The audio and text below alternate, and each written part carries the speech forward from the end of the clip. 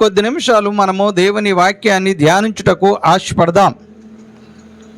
యెషయా గ్రంథములో నుండి 61వ అధ్యాయములో 7వ వచనాన్ని మన మధ్యలో ఉన్న సహోదరి జ్యోతి గారు వచ్చి చదివినిపిస్తారు.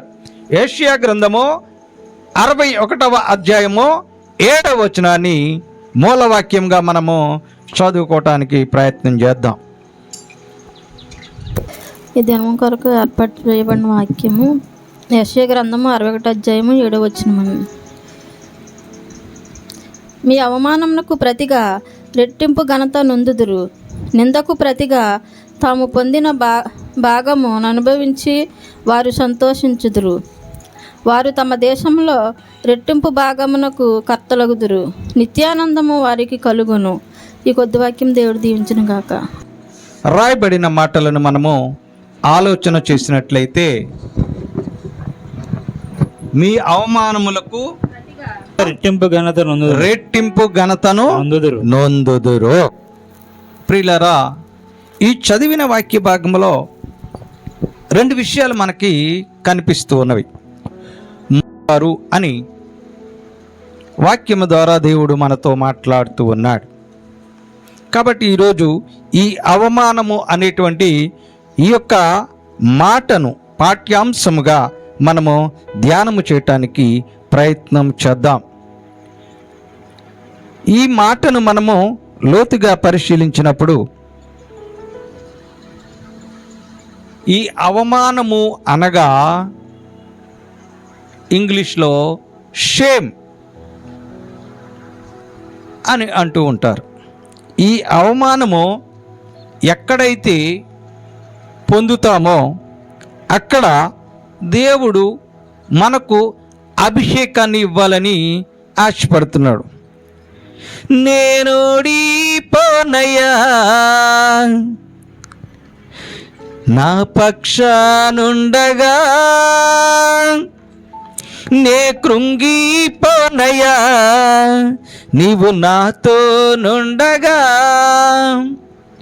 నేను ఓడిపోనయ్యా, నీవు నాతో నుండగా, నేను కృంగిపోనయ్యా, నా పక్షానుండగా అని దైవజనులు ఒక ప్రత్యేకమైన పాటను రాశారు.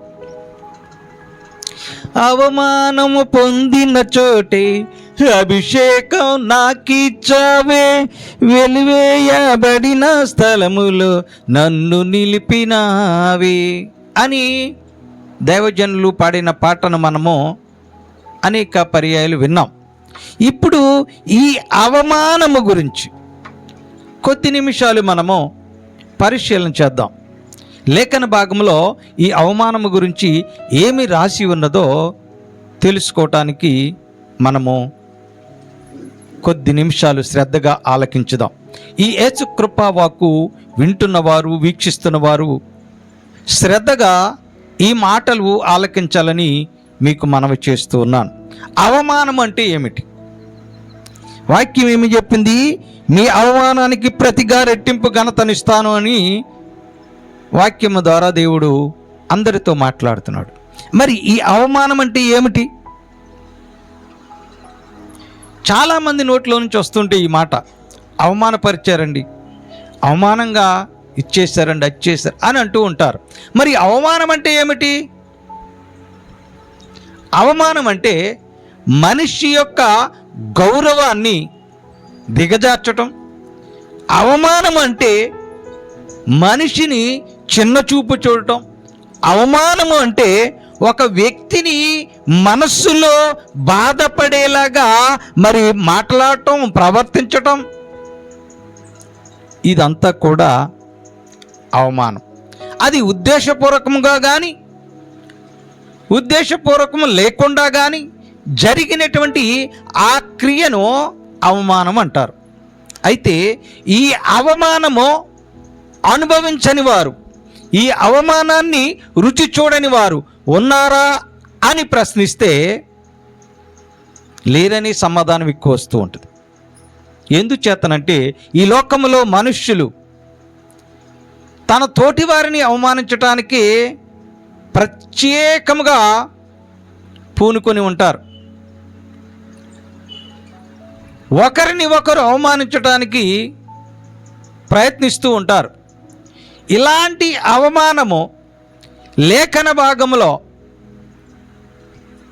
ఏ విధంగా రాయబడి ఉన్నదో మనము పరిశీలన చేద్దాం. ఈ అవమానము 5 రకాల అవమానాలుగా మనకు కనిపిస్తూ ఉన్నది.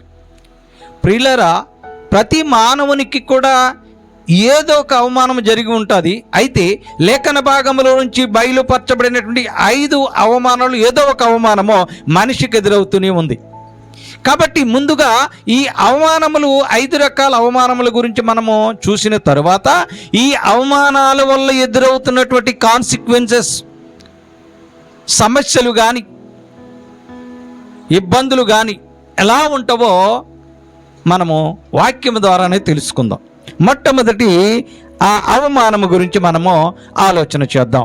ఈ ఆదికాండము 34వ అధ్యాయంలో 1వ వచనంలో మొట్టమొదటి అవమానము మనకి కనిపిస్తూ ఉన్నది. అక్కడ మనము ఆలోచించినప్పుడు లేయా యాకోబులకు కనిన కుమార్తె అయిన దీనా, చూడండి, ఇప్పుడు లేయాకు యాకోబుకు పుట్టినటువంటి ఒక కూతురు ఉన్నది. ఆమె పేరు ఏం పేరండి? దీనా. ఇప్పుడు ఈ దీనాను ఒక వ్యక్తి పాడు చేసినట్లుగా మనకు కనపడుతూ ఉన్నది. అంటే అత్యాచారము చేసినట్లుగా కనపడుతూ ఉన్నది. ఎవరు ఆయన అంటే షెకెము అనేటువంటి ఆయన. ఈయన ఆ దేశమును ఏలినటువంటి హివ్వీయుడైన హమోరు కుమారుడుకు షెకెము అంటే రాజు కొడుకు. ఈ రాజు కొడుకు ఏమి చేశాడంటే ఇప్పుడు ఈ దీనాను అత్యాచారము చేశాడు. చదవండి. ఆ దేశం నేలిన హివ్వీయుడైన హామోరు కుమారుడు షెకెము ఆమెను చూచి ఆమెను పట్టుకొని ఆమెతో సైనించి ఆమెను అవమానపరిచెను. ఎవరిని? దీనాను అవమానపరిచెను. అంటే ఇప్పుడు దీనాను అత్యాచారము చేసి, అత్యాచారం అంటే చాలా మందికి సందేహం కలుగుతూ ఉంటుంది. అదే పదాన్ని ఇంగ్లీష్లో చెప్పగానే అందరికీ అర్థమైపోతుంది ఈ లోకంలో. ఏమిటి అంటే రేప్. ఇప్పుడు ఈ షెకెమనైనా ఈ దీనాను రేప్ చేసి అవమానపరిచాడు. ఇది మొదటి రకమైన అవమానము. ఆడవాళ్లను హీనాతిహీనంగా హింసిస్తూ, స్త్రీలను అనేకమైన సమస్యలతో నెట్టివేస్తూ, స్త్రీలను అవమానపరిచేవారు అధికంగా ఈ లోకంలో మనకు కనపడుతూ ఉన్నారు. వరుసవాబులు లేకుండా స్త్రీలను పాడు చేస్తున్నారు. చిన్న పెద్ద లేకుండా స్త్రీలను అవమానపరుస్తూ ఉన్నారు. ఇది మొదటి రకమైన అవమానం. అంటే ఇక్కడ స్త్రీలను అవమానపరుస్తూ ఉన్నారు. ఈ లోకంలో కూడా మనం అనేక సంఘటనలను మనం చూస్తున్నాం. పత్రికల్లో, టీవీల్లో ఎక్కడ చూసినా ఇవే ఘోరాలు.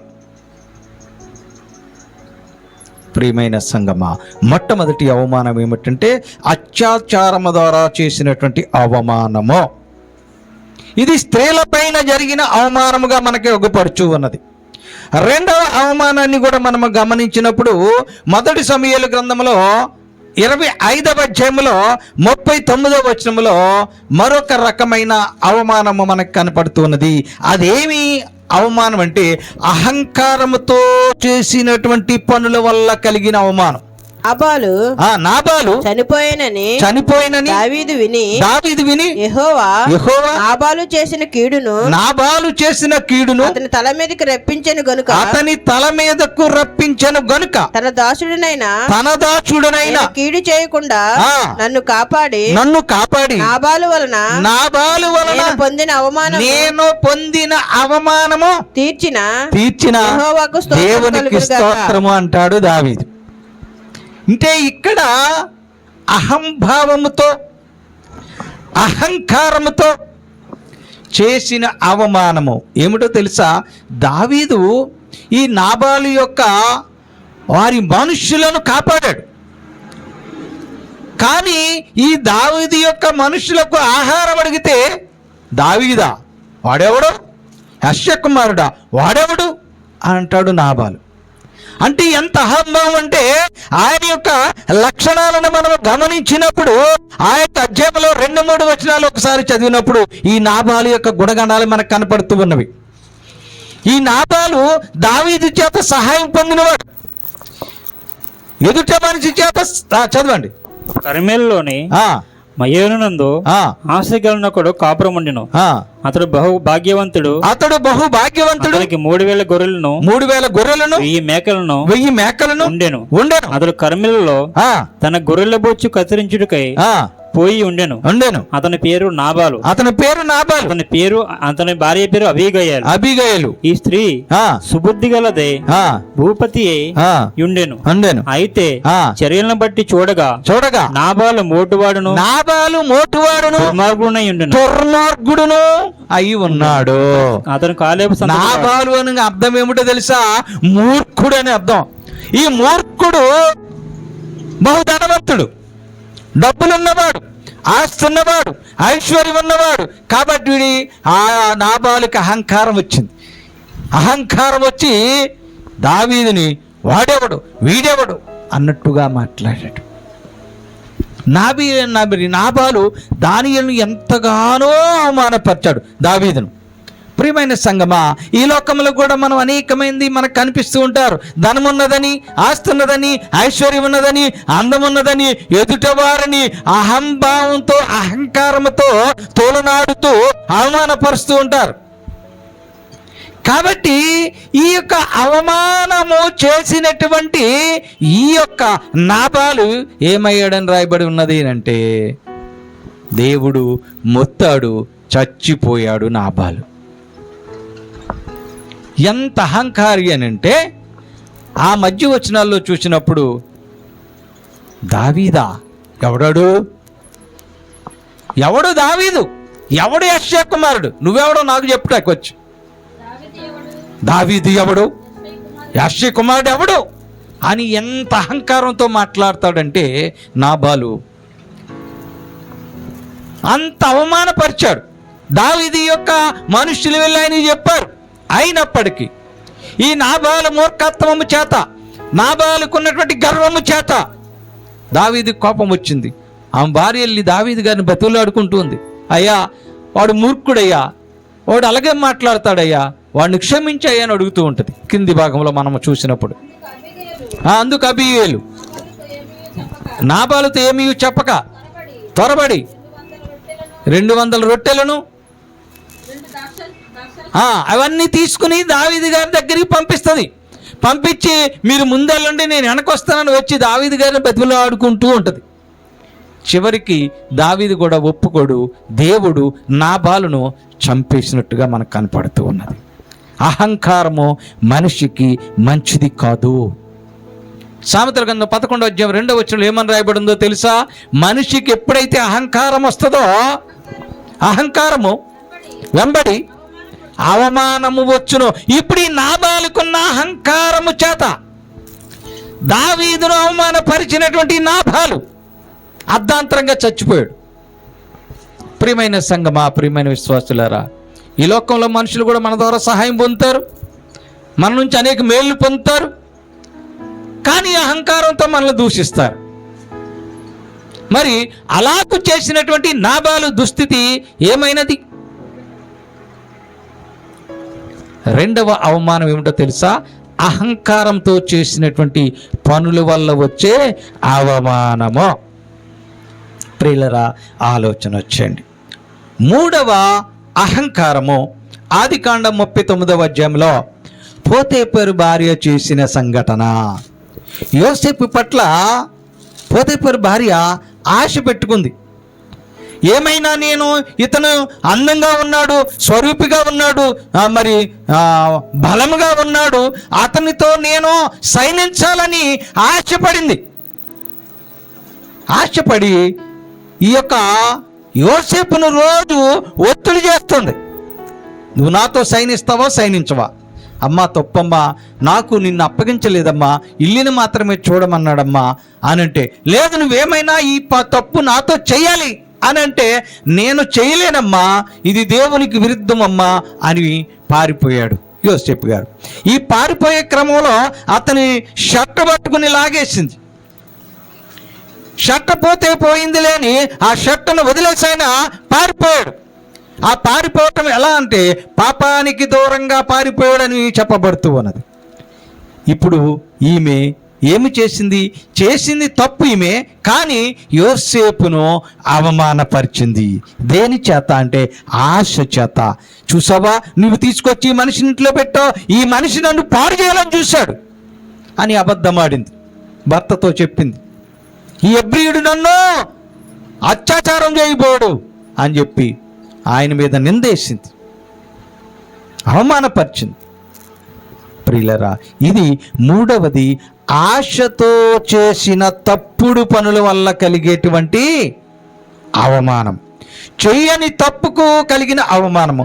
ఒక్కొక్కసారి మానవుని జీవితంలో కూడా చెయ్యని తప్పులకు అవమానం కలుగుతుంది. ఎందుకనంటే ఆ తప్పుడు మనుషుల చేత నిందలు వేయబడతాయి.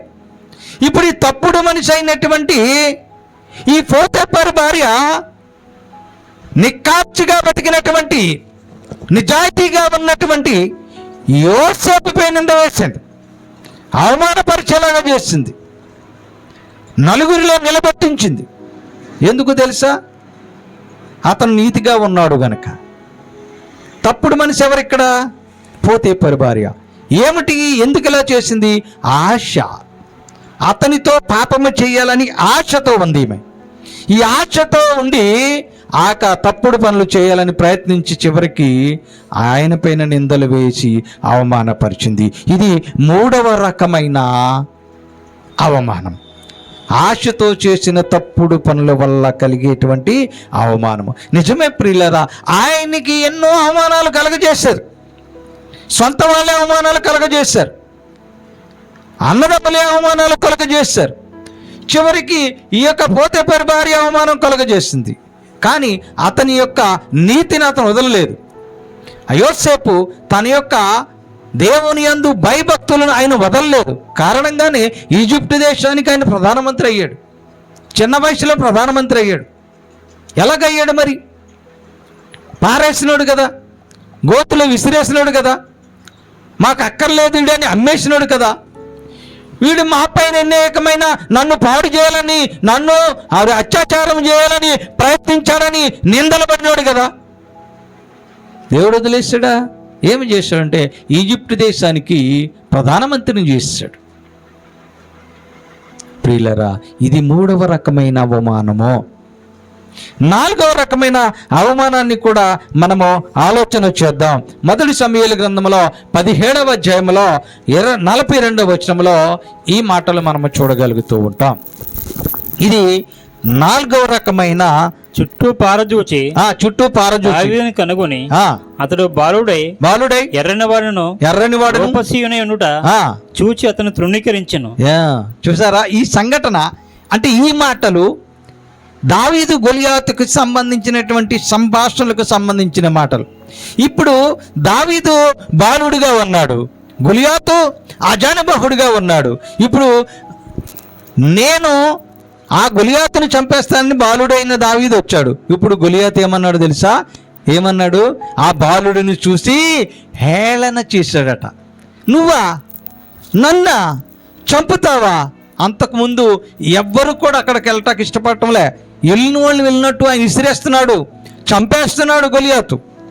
కానీ బాలుడైనటువంటి దావీదు ఆ గొలియాతును చంపుతా అన్నప్పుడు గొలియాతు ఫిలిష్తీయుడు కర్ర తీసుకొని తనకున్న బలము చేత, దేని చేత? తనకున్న బలము చేత, నువ్వా నన్నా చంపుతావా? నేనేమన్నా కుక్కను అనుకున్నావా? కర్ర వచ్చుకుని వచ్చా? రా, ఎలాగొస్తావో చూస్తా, నిన్ను చంపి కాకులకు గెద్దలకు ఆహారముగా, ఆకాశ పక్షులకు నిన్ను ఆహారంగా వేస్తాను అన్నాడు. ఎంత అహంభావముతో దావీదును అవమానపరిచాడు. కానీ ఆ అవమానం పొందినటువంటి దావీదుకు దేవుడు తోడై ఉన్నాడు గనక ఆ జానుబాహుడైనటువంటి గొలియాతును బాలుడైన దావీదు ఒక్క రాయితో చంపేశాడు. కానీ ఇక్కడ దావీదు అవమానం పొందాడు గొలియాతు చేత. ఈ లోకంలో కూడా అంతే. బలవంతులు, డబ్బులున్న వాళ్ళు, ఆస్తిపరులు, ఐశ్వర్యవంతులు చిన్నవాళ్ళని చూసినా, పేదవాళ్ళని చూసినా, డబ్బు లేని వాళ్ళని చూసినా అవమానకరంగా మాట్లాడతారు. వాళ్ళకి ఇన్ని నొప్పులు ఉన్నాయి, వాళ్ళకి ఇన్ని బాధలు ఉన్నాయి, మేము సగ్గా ఉన్నాం, మేము ఆనందంగా ఉన్నాం, మేము సంతోషంగా ఉన్నాం, మేము కోటీశ్వరులు, మేము లక్షాధికారులు అనేటువంటి చిన్న చూపు చూస్తూ ఉంటారు. మరి చిన్న చూపు చూసిన వారిని దేవుడు వదిలేశాడా? ఇప్పుడు ఈ గొలియాతు చాలా చిన్న చూపు చూశాడు దావీదును, హేళనగా మాట్లాడాడు. చాలా స్పష్టంగా అక్కడ మనం చూస్తాం 42వ వచనంలో. 42, 43, 44 వచనాలని మనము క్షుణ్ణంగా పరిశీలించినప్పుడు ఆ విషయాలు మనకి తేట తెల్లమవుతూ ఉన్నాయి. అంటే ఇక్కడ ఈ దావీదును ఈ గొలియాతు అవమానపరిచాడు.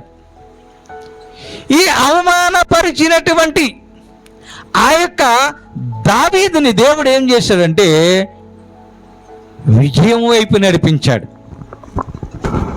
ప్రియమైన సంగమా, ప్రియమైన విశ్వాసులారా, ఆలోచన చేయండి. ఇది 4వ రకమైనటువంటి అవమానముగా మనకు కనపడుతూ ఉన్నది.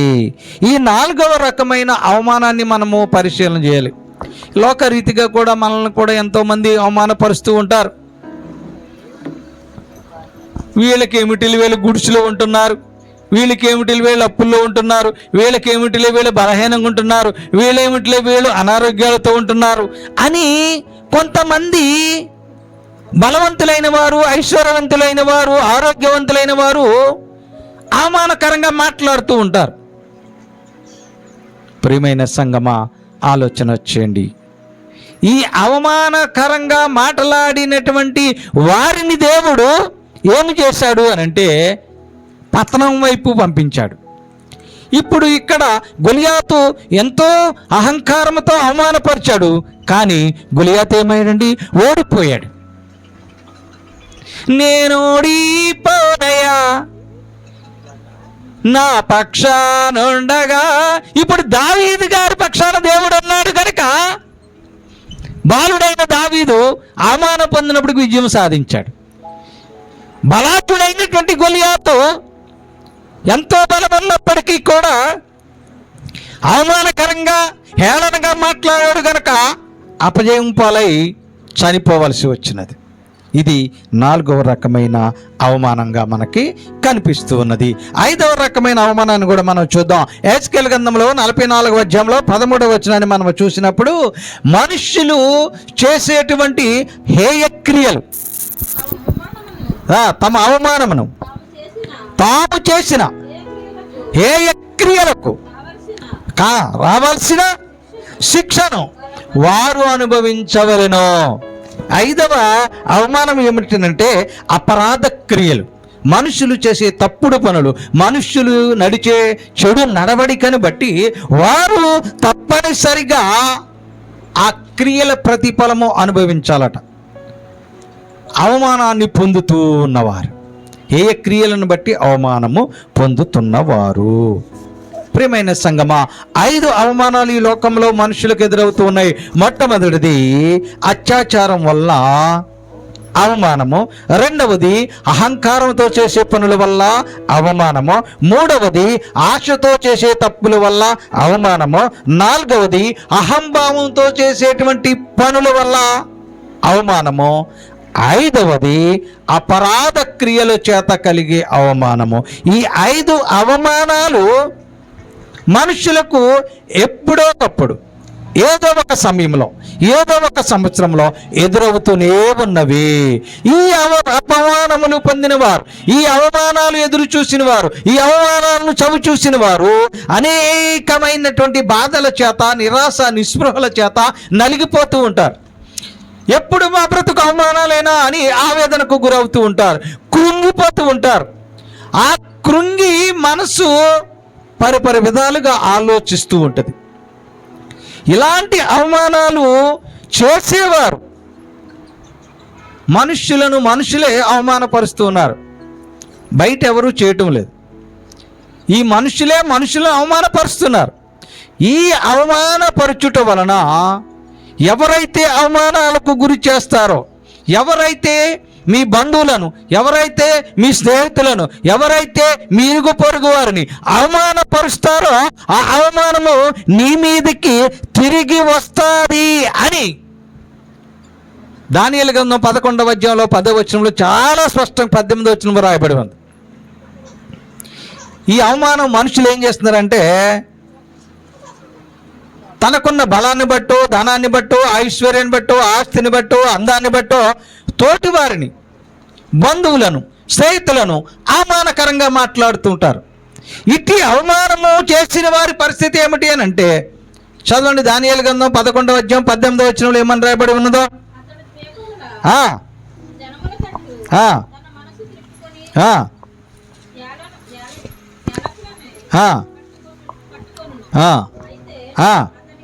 అయితే అతని వలన కలిగిన అవమానమును ఒక అధికారి నివారణ చేయను, మరియు ఆయన అవమానము అతని మీదకి మరలా వచ్చినట్లు చేయను, అది అతనికి రాక తప్పదు. ఎవరికి? ఎవరైతే మీ బంధువులను, ఎవరైతే మీ స్నేహితులను, ఎవరైతే మీ ఇరుగు పొరుగు వారిని అవమానకరంగా మాట్లాడతారో, కన్ను మిన్ను కారకుండా మాట్లాడే అవమానపరుస్తారు, ఆ అవమానము నీకు తిరిగి రాక తప్పదు అని వాక్యం హెచ్చరిక చేస్తూ ఉన్నది. ఈ లోకంలో అనేక మందిని మనం చూస్తున్నాం. తమ్ముళ్ళను మంచి ఉన్నత స్థితిలోకి తీసుకువెళ్ళిన అన్నగారికి అవమానము తప్పటం లేదు. మరదళ్లకు ఉద్యోగాలు వేయించిన బావగారికి అవమానం తప్పటం లేదు. ఆస్తి సంపాదించి పెట్టినటువంటి తల్లిదండ్రులకు అవమానం తప్పటం లేదు.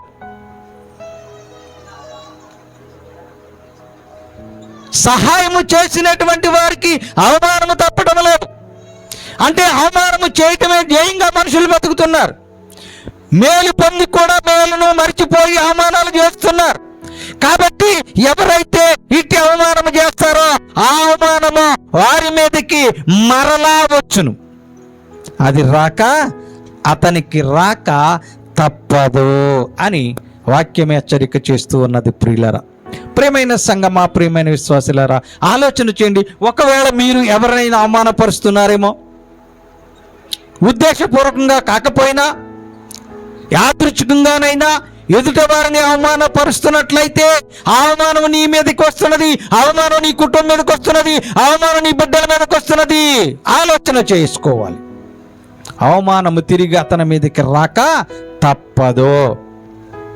కాబట్టి ఈ మానవులు దేవుని వాక్యాన్ని ఎరిగిన వారు, ఎరగని వారు అందరూ ఆలోచన చేయాలి. ఎదుట వ్యక్తిని ఎప్పుడు కూడా అవమానపరచకూడదు. నీకు బలముందని, బలగమున్నదని, జనమున్నారని, ధనమున్నదని, ఆస్తున్నదని, అంతస్తున్నదని, అధికారం ఉన్నదని ఎదుట వారిని మనం అవమానపరచకూడదు. అట్టి అవమానము మీరు చేసినట్లయితే ఆ అవమానం నీకే తిరిగి తగులుతుందని వాక్యం హెచ్చరిక చేస్తూ ఉన్నది. ప్రియమైన సంగమా, ప్రియమైన విశ్వాసులారా, యేసు కృపా వాక్యం వింటున్న వారందరూ ఆలోచన చేయండి. అవమానకర జీవితము ఒకవేళ నీకు ఎదురవుతున్నదేమో, ఎన్ని సంవత్సరాలున్నా నీ జీవితంలో అవమానము చేత నీవు నలిగిపోతున్నావేమో, ఈ అవమానము చేత నీవు తట్టుకోలేని బాధపడుతున్నావేమో, ఎందుకు నాకు ఈ బ్రతుకని మరి ఎంతో దుఃఖిస్తున్నావేమో, ఈ అవమానము చేత కృంగిపోతున్నావేమో. ఆలోచించుకోండి. ఈ అవమానము నీకు పోవాలేనంటే, ఈ అవమానము నీకు రాకుండా ఉండాలేనంటే ఇర్మీయా గ్రంథం 3వ అధ్యాయం 25వ వచనం చదవండి. ఈ అవమానము నీకు రాకుండా ఉండాలంటే సిగ్గునొందిన వారమై సాగిలపడదము రండి. మనము కనబడకుండా మనకు కనబడకుండా అవమానము మనలను అరుగు చేయునుగాక. ఉంచేస్తుందట. అవమానం ఏం చేస్తుంది? మనం కనపడకుండా చేస్తున్నది. నువ్వు విద్యావంతుడు అయి ఉండొచ్చు, నువ్వు ఉద్యోగం చేస్తుండొచ్చు, నీకు అనేకమైన పదవులు ఉండొచ్చు, నీ ఉన్నతమైన స్థితిలో ఉండొచ్చు, కానీ ఈ మనుషులు చేసే అవమానాల వల్ల అవన్నీ నిన్ను మరుగున పాడేస్తున్నాయి. కాబట్టి చదవండి. మరుగు చేయును గాక ఆ, మన దేవుడైన యెహోవా మాట వినక మనమును మన పితరుల వలె మన బాల్యము నుండి నేటి వరకు మన దేవుడైన యెహోవాకు విరోధముగా పాపము చేసిన వారిగా ఉన్నాము. కాబట్టి ఆ సిగ్గును, ఆ అవమానమును వదిలేసి దేవుని సన్నిధికి వచ్చి సాగిలపడుదము రండి అని వాక్యము సెలవిస్తూ ఉన్నది. దేవుని సన్నిధిలో సాగిలపడి, దేవుని సన్నిధిలో మీరు కూర్చుండి, దేవుని సన్నిధిలో మీరు మోకరిల్లి, అయ్యో నా జీవితంలో ఈ అవమానం ఉన్నది, నా బ్రతుకు ఈ అవమానాన్ని కృంగదీస్తూ ఉన్నది, కాబట్టి దేవా నేను ఈ అవమానము భరించలేకుండా ఉన్నాను, ఈ అవమానము నుండి నన్ను కాపాడము అని ప్రార్థన చేయాలని 119వ కీర్తనలో 22వ వచనంలో రాయబడి ఉంది. 119వ కీర్తనలో 22వ వచనంలో ఆ మాట మనకు కనపడుతూ ఉన్నది. చదవండి. నేను నీ శాసనములను అనుసరించుచున్నాను, నా మీదకి రాకుండా నిందను తిరస్కారమును తొలగింపుము. అంటే ఇప్పుడు నీకున్న అవమానము పోవాలేనంటే ఆ దేవుని సన్నిధిలోకి వచ్చి సాగిలపడి ఇలాగూ ప్రార్థన చేయాలి. 69వ కీర్తన 19వ వచనంలో కూడా ఆ మాటలు మనకి తెలియపరచబడుతూ ఉన్నవి. ఏమనంటే, నాకు కలిగిన అవమానము, నిందయు సిగ్గును అవమానమును నాకు కలిగనని నీకు తెలుసుగా తండ్రి. నా బంధువులు నన్ను అవమానిస్తున్నారు కదా, నా స్నేహితులు నన్ను అవమానిస్తున్నారు కదా, నా తోటి వారు నన్ను అవమానిస్తున్నారు కదా, నా ఇరుగు పొరుగు వారు నన్ను అవమానిస్తున్నారు కదా, నాకు కలిగిన ఈ అవమానం నీకు తెలుసు కదా, మరి తెలిసి కూడా నా అవమానాన్ని ఎందుకు తీయటం లేదు అని దేవుని సన్నిధిలో మోకరించి, నా నిందను నా అవమానమును తొలగించుము అని ప్రార్థన చేయాలట. చేస్తున్నామా ప్రార్థన? మనం ఏదో ఒక అవమానం మనం వెంటాడుతుంది. ఎదుటివారు ఆశ కొరకు మనల్ని అవమానపరుస్తున్నారే, ఎదుటివారు అహంకారంతో చేసే పనుల వల్ల మనకు అవమానం గురవుతున్నామే, ఎదుటివారు అహంభావంతో చేసేటువంటి క్రియల వల్ల మనం అవమానాలు పడుతున్నామే, ఎదుటివారు చేసేటువంటి అపరాధ క్రియల వల్ల మనం అవమానం పొందుతున్నామే. మరి ఈ అవమానాలన్నీ నా మీదకి వస్తున్నాయ్యా, నేను తట్టుకోలేకుండా ఉన్నానయ్యా, నేను బాధపడుతున్నాను తండ్రి, నా మనసు వేదనతో కృంగిపోతుందయ్యా అని దేవుని సన్నిధిలో ప్రార్థన చేయాలట. సిగ్గు నొందిన వారమై సాగిలపడుదము రండి. వచ్చి ఏమి చేయాలి? అయ్యా, ఈ అవమానము నాకు కలిగిందని నీకు తెలుసు కదా, అందును బట్టి నా అవమానము, నా నిందను నీవు తొలగించు తండ్రి అని ప్రార్థన చేయాలట. అలాగూ నీవు ప్రార్థన చేస్తే, అట్టి రీతిగా నీవు ప్రార్థించగలిగితే దేవుని వాక్యము మనకి స్పష్టంగా తెలియపరుస్తున్నది. 132వ కీర్తనలో 18వ వచనములో ఏమనో తెలుసా? నీవు అట్టి రీతిగా ప్రార్థన చేస్తే, నీ ప్రార్థన హృదయపూర్వకంగా చేస్తే, ఆత్మతో సత్యముతో ఆరాధించేవారిగా ఉండాలి. నామకార్థంగా కాదు, హృదయపూర్వకంగా చేయాలి ప్రార్థన. మొక్కబడిగా కాదు, ఏదో చేయమన్నారు కదా అని కాదు. హృదయంలో నుంచి ప్రార్థన రావాలి, నీ హృదయం ద్రవించిపోవాలి. అలాగూ నీవు ప్రార్థన చేస్తే అతని శత్రువులకు అవమానమును వస్త్రముగా ధరింపచేసేదను, అతని కిరీటము అతని మీదనే ఉండి తేజరిల్లును. ఎవరైతే నిన్ను అవమానపరుస్తున్నారో, ఎవరైతే నిన్ను దూషిస్తున్నారో, ఎవరైతే నీ మీద నిందలేస్తున్నారో, ఎవరైతే నిన్ను ఇబ్బంది కలుగజేస్తున్నారో, నీవు అట్రీతిగా ప్రార్థన చేస్తే ఆ అవమానము ఆయనకి వస్త్రముగా దేవుడు ధరింపజేస్తాడట. వస్త్రముగా ధరింపచేయటం అంటే ఏమిటి? మనిషి శరీరము పైన వస్త్రము లేకుండా బ్రతకగలడా? బట్టలు లేకుండా మనిషిని రోడ్డు మీదకి వెళ్ళగలడా? దిగంబరిగా రోడ్డు మీదకి వెళితే మనిషిని ఏమంటారు? పిచ్చోడు ఏంట్రా బాబు, బట్టలు లేకుండా తిరుగుతున్న, రాళ్లతో కొట్టి చంపేస్తారు. బట్టలు లేకుండా ఎవడైనా రోడ్డు మీద కనపడితే పిచ్చోడు అంటారు.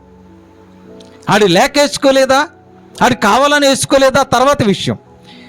ఒక వ్యక్తి, మహిళలైనా పురుషులైనా రోడ్డు పైన ఒంటిపైన నూలు పోగు వస్త్రం కూడా లేకుండా తిరిగితే ఖచ్చితంగా వారిని పిచ్చోళ్ళే అంటారు. మరి అలాంటి పిచ్చివాళ్ళు ఏం చేస్తారు? పిచ్చివాడు వస్తుంటే ఎవరైనా అక్కడ నిలబడగలుగుతారా? పాపం ఆమె దీనస్థితో లేకపోతే దౌర్భాగ్య స్థితో లేకపోతే లేని స్థితో బట్టలు లేకుండా ఉందని ఎవరు అనుకోరు.